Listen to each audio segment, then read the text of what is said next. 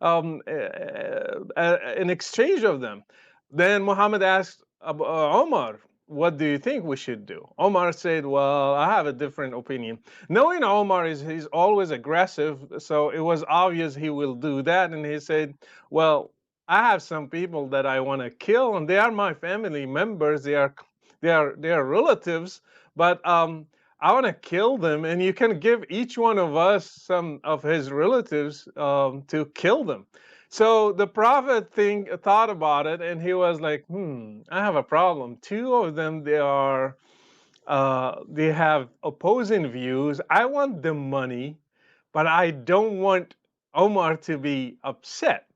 So what he did, he was like, okay, I will get the ransom. So he exchanged the people, most of them, for ransom.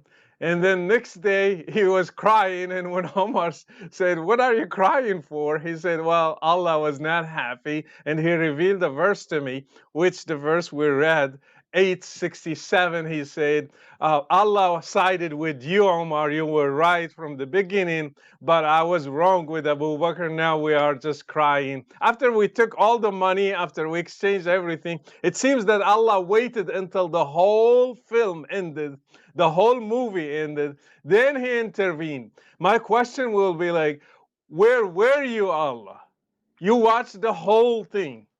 Well, Gabriel didn't have like, and didn't have transportation to come quickly before the transaction happens. Especially, it takes days to negotiate and days to make the whole deal. As we see now with between Hamas and Israel, it takes a lot of effort back and forth and disagreement. So it took days to come to a conclusion. And Gabriel and Allah, they were just watching the deal. And then when the deal was done and almost everybody was freed, then Allah revealed his verse and he said, I'm not happy with that. You should have killed them all. Well, to be fair to Muhammad, Gabriel, according to Muhammad, is terrified of puppies. So maybe there was a puppy in the camp and Gabriel couldn't come until everything was all done.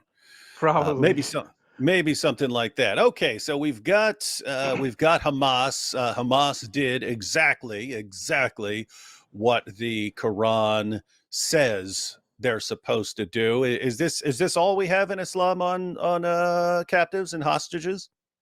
No, and probably some people will not believe what I said, but I can read some texts here that are authentic. If you want to read from Sahih Muslim, book 32, Hadith 69, and I can show it to the viewers. If you don't mind, I can put it on screen. Okay, you want me to read it? Yeah. The Muslims that day, i.e., the day of the Battle of Badr, killed 70 persons and captured 70. The Messenger of Allah said to Abu Bakr, and what is your opinion about these captives? Abu Bakr said, they are our kith and kin. I think you should release them after getting from them a ransom. This will be a source of strength to us against the infidels. It is quite possible that Allah may guide them to Islam. Then the Messenger of Allah said, what is your opinion, Ibn Khattab? He said, Messenger of Allah, I do not hold the same opinion as Abu Bakr. I am of the opinion that you should hand them over to us that we may cut off their heads. Hand over Aql to Ali that he may cut off his head, and hand over such and such relative to me that I may cut off his head. They are leaders of the disbelievers and veterans among them. The Messenger of Allah approved the opinion of Abu Bakr and did not approve what I said. The next day, when I came to the Messenger of Allah, I found that both he and Abu Bakr were sitting shedding tears. I said, Messenger of Allah, why are you and your companion shedding tears? Tell me the reason, for I will weep, or I will at least pretend to weep in sympathy with you. That's funny. I like that. I'll either weep or I'll pretend to weep in sympathy with you. The Messenger of Allah said, I weep for what has happened to your companions for taking ransom from the prisoners. I was shown the torture to which they were subjected. It was brought to me as close as this tree.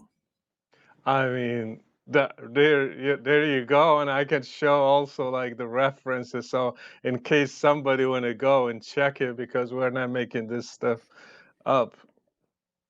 Mhm. It, So, so how does this connect to? I mean, you already gave some of the historical background. How does this connect to Surah 8, verse 67?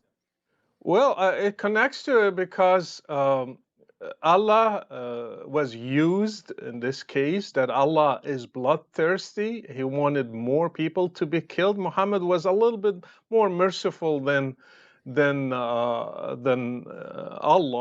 and also it shows that.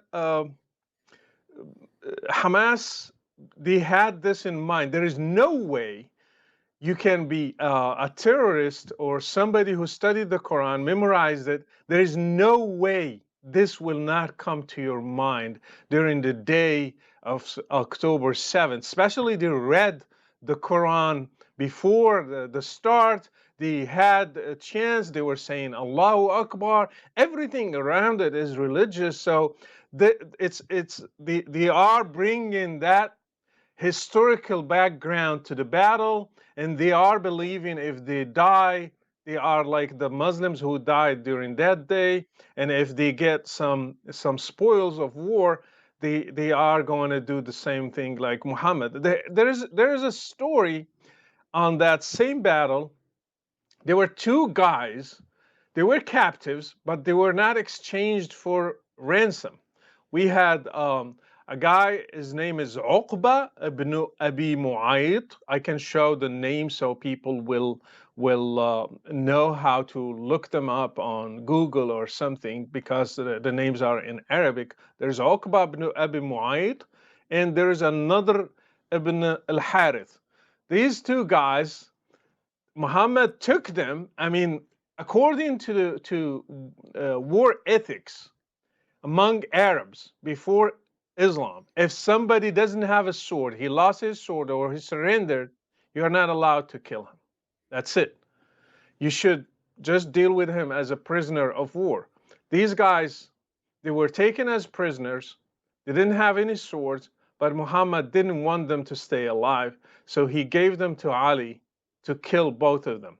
Why? Because one of them used to put stuff on him while praying in Mecca. We used to make fun of him, kind of.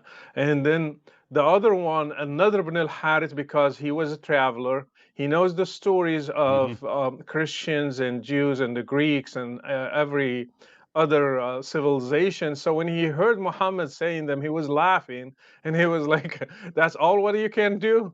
I have better Hmm. stories than those. I heard all of them and more Hmm. from my travels, and I know how to tell them." And he usually, the books, Muslim books, they say he was a good storyteller. So Hmm. he said, I can tell the stories better than Muhammad. And Muhammad didn't forgive nor forgot that another Ibn al-Harith made fun of him. So that day, it was his day to kill him, to cut his